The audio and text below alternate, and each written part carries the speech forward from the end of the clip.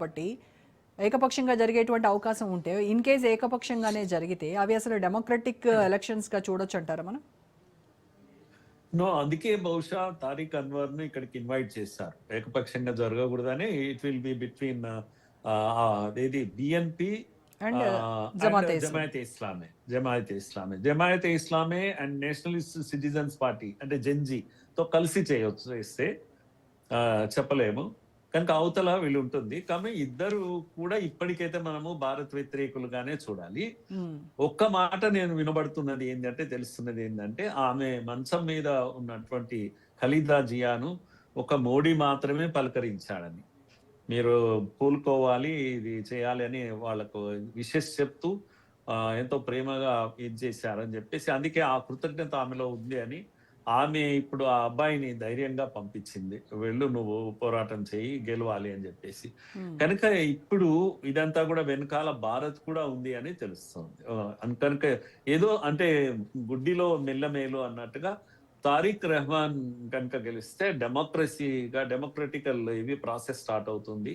ఎన్నికలు ప్రారంభమవుతాయి. ఒక ప్రభుత్వం అంటూ వస్తుంది బంగ్లాదేశ్ లో. డిస్టర్బెన్స్ పోతుంది బంగ్లాదేశ్ లో.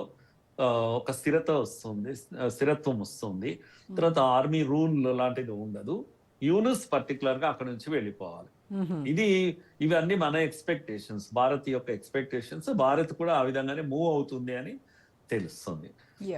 సార్, తారిక్ ఇందాక మనం మాట్లాడుకున్నట్టుగా బంగ్లాదేశ్లో మైనారిటీలుగా ఉన్నటువంటి హిందువులకు మేము రక్షణ కల్పిస్తాము, హిందూ ముస్లిం భాయ్ భాయ్ అని ఒకవైపు చెప్పాడు.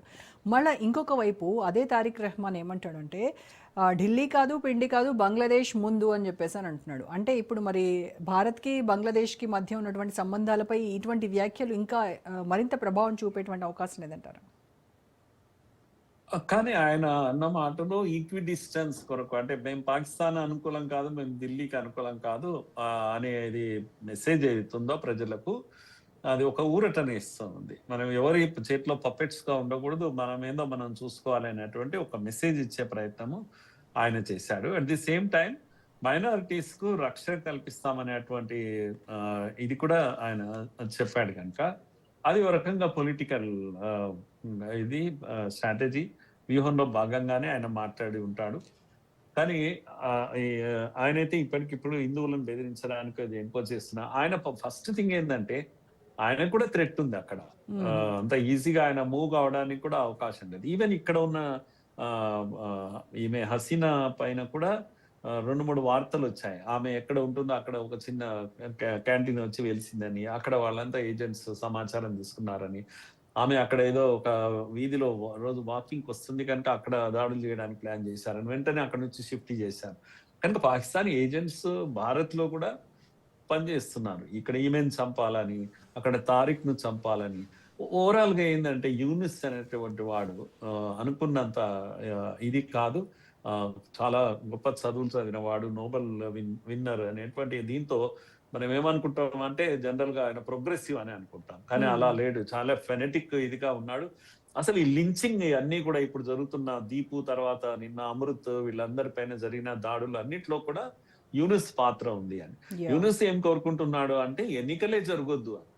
కనుక ఇప్పుడు లా అండ్ ఆర్డర్ ప్రాబ్లం ఉంది ఇక్కడ, మార్చిలో కాదు కదా, అసలు ఈ ఏడాది ఎన్నికలు జరగడం చాలా కష్టం అనేటువంటి ఒక మెసేజ్ ప్రపంచానికి ఇస్తున్నాడు అతను. ఫ్రీగా వచ్చిన అధికారం అమ్మా మీకు, ఆయనకు ఏ కష్టం లేకుండా, ఒక రోజు ఎన్నికల్లో నిలబడకుండా, ఏది లేకుండా పవర్ ని ఎంజాయ్ చేస్తున్నాడు. ఆయనకంటూ కింద సబార్డినేట్స్ లేడు, ప్రతిపక్షం లేదు, ఏం లేదు, సర్వం తానే.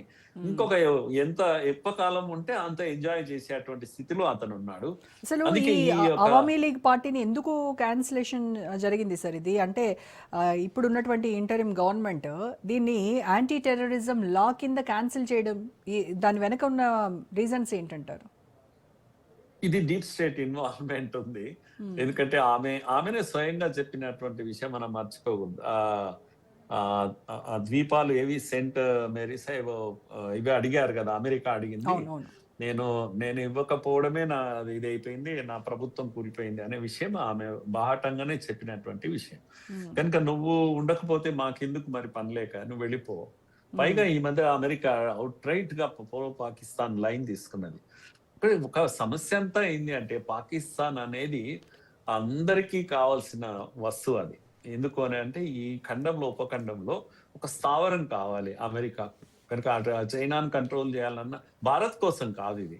చైనాను కంట్రోల్ చేయాలన్నా లేకపోతే ఈ రష్యాను ఏదైనా ప్రాబ్లం వచ్చినా అన్నిటికీ ఒక స్థావరం కావాలి. అందుకే ఇక్కడ ల్యాండ్ అడిగింది బంగ్లాదేశ్ దగ్గర, అక్కడ దొరకడం లేదు. మరి ఏం చేయాలి? చివరకు ఇండియా పాకిస్తాన్ వార్ వచ్చేసింది. కనుక ఇదే వంకన వచ్చేసి కూర్చున్నాడు అక్కడ. పాకిస్తాన్ లో కూర్చున్నది ఇప్పుడు అమెరికా.